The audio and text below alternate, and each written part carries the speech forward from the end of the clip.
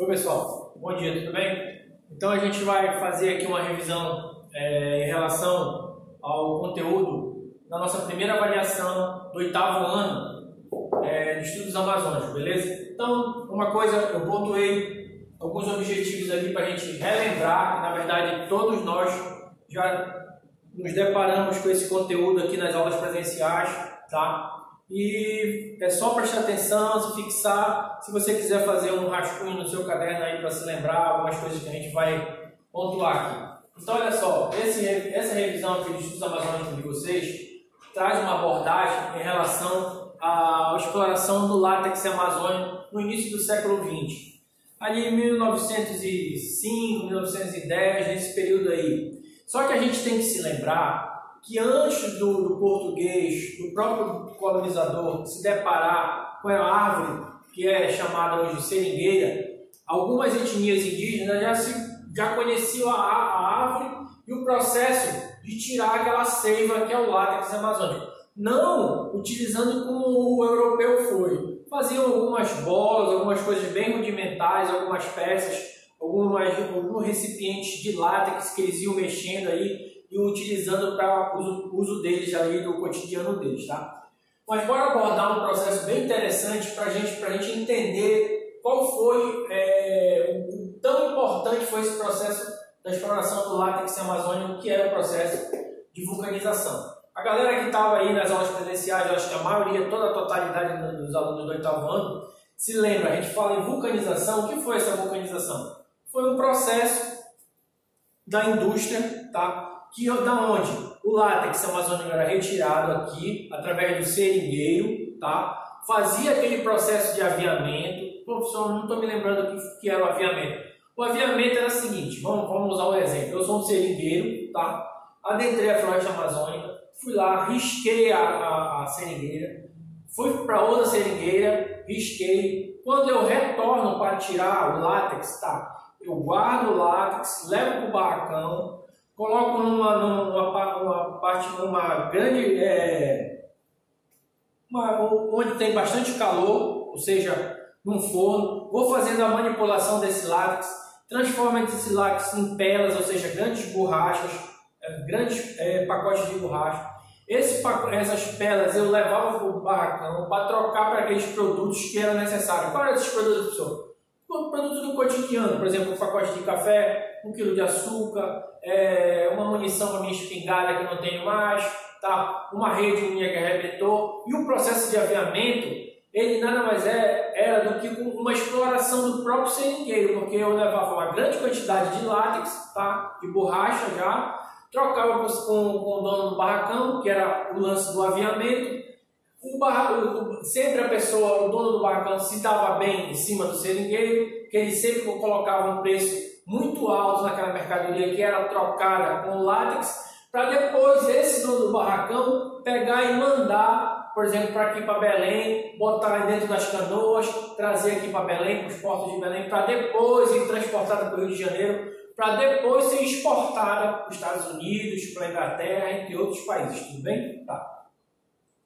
Então, agora vamos voltar aqui. O processo de vulcanização nada mais é do que quando esses látex, essa borracha, essas grandes pelas, que era o nome que se dava esse formato da borracha, era levada, por exemplo, para a Inglaterra para talvez preparar o que seria, por exemplo, encapamento de um fio elétrico, um pneu que eles estavam começando a utilizar, a sola de um sapato, tá? Eles tinham dificuldade porque, por exemplo, a Inglaterra é um país diferente do nosso aqui, porque existe, por exemplo, estações frias lá. Muitas das vezes essa borracha endurecia, eles não conseguiam manipular como eles queriam. Outras vezes, se era mandado para um local, por exemplo, de um país que tinha, por exemplo, oscilações de temperatura, uma época era fria, outra era quente, ela também dava um pouco de trabalho para ser manipulada pelas indústrias. A partir do processo de vulcanização, feito por um deles, entre outros, pelo Goodyear, que era um dos caras que manipulou, que conseguiram fazer esse processo de vulcanização,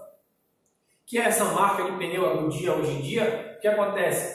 Eles conseguiram, através do processo industrial, fazer a forma que queriam na borracha amazônica. Houve uma melhoria significativa, quase de 100%, e ele não era mais perdida a grande quantidade de borracha do processo de vulcanização. A matéria-prima da vulcanização é o látex amazônico, tá? Sem problema nenhum. Aqui os caminhos da borracha, o que a gente está abordando aqui nesse tópico? Estradas de ferro, nem como era a Madeira Mamoré, a Bragantina e a Tocantins. Tu tem que entender que quando esse látex era extraído aqui, por exemplo, da região amazônica, não era 1 quilo nem 2 quilos, eram toneladas de borracha que eram levadas para os portos daqui de Belém. Então, existia uma necessidade de um transporte contínuo e de transporte de grande quantidade de mercadoria. E a estrada de ferro foi extremamente produtiva para esse transporte, tá? Ou seja, eles carregavam grandes quantidades de borracha e levavam para aqui para Belém, os portos de Belém. E depois eles traziam também mercadorias para os donos do barracão, para as cidades, ou seja, o transporte era feito pelas linhas férreas, ou seja, estradas de borracha. Beleza? Tranquilo até aí, né? E aqui a gente está abordando o seguinte, acompanha comigo aí. Alguns problemas para exportação foram resolvidos através do processo industrial. Qual foi esse processo industrial? A vulcanização, falou? Então esses problemas que eu te falei, que era a perda da viscosidade da borracha, às vezes endurecia, às vezes ela resfriava, perdia, foi resolvido com o processo da vulcanização, beleza? Matéria-prima para a produção automobilística. A borracha foi feito o quê? Pneus, tá? Para os carros.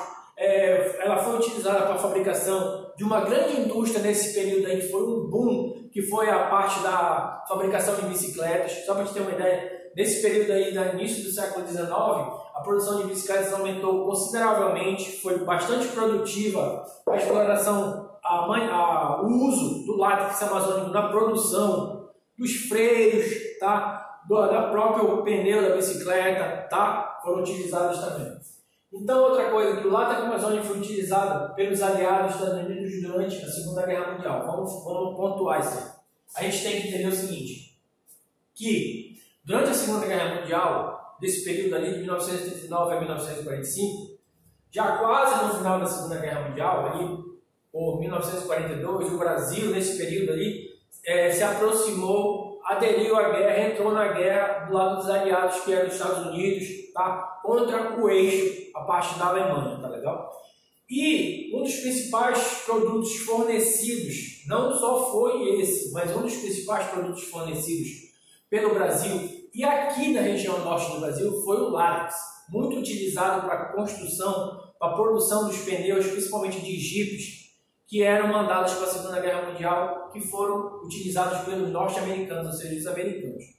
Outro ponto que a gente não pode deixar de utilizar em relação aqui ao período da Segunda Guerra Mundial foi a importância consideravelmente daquelas pessoas, daqueles homens que foram conhecidos como os soldados da borracha.